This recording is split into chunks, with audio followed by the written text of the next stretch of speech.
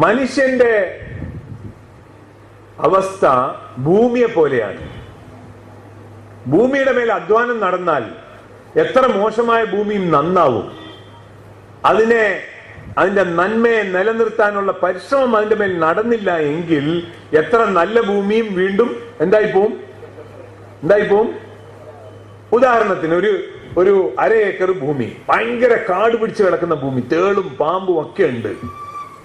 ഒരാൾ ആ ഭൂമി വാങ്ങിച്ച് അതിന്റെ മേൽ അധ്വാനിച്ച് പരിശ്രമിച്ച് കുറച്ച് പൈസ ചെലവാക്കി കുറച്ച് മെനക്കെട്ടാൽ ഒരു 2-3 മാസം കൊണ്ട് അതിനെ ഒരു നല്ല തോട്ടമോ ഒരു പാടമോ എന്തെങ്കിലും ആക്കിയെടുക്കാൻ പറ്റുമോ ഇല്ലേ? കാടായിരുന്നു, അതിന്റെ മേൽ അധ്വാനിച്ചാൽ അത് നല്ല തോട്ടമായി മാറി. ഇനി ഈ തോട്ടത്തിനെ തോട്ടമാക്കി തന്നെ നിലനിർത്തണമെങ്കിൽ അധ്വാനം ആവശ്യമുണ്ടോ ഇല്ലേ? ഉണ്ടോ ഇല്ലേ? കാടിനെ തോട്ടമാക്കാൻ ഒരു അധ്വാനത്തിന്റെ ആവശ്യമുണ്ട്.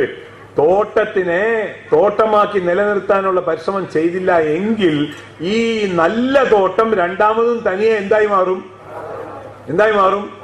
കാടായി മാറും. അപ്പൊ കാടിനെ തോട്ടമാക്കാൻ ഒരു പരിശ്രമം ആവശ്യമുണ്ട്. തോട്ടത്തിനെ കാടാക്കാൻ പരിശ്രമം ആവശ്യമുണ്ടോ? ഇല്ല. ഇതുപോലെയാണ് മനുഷ്യൻ.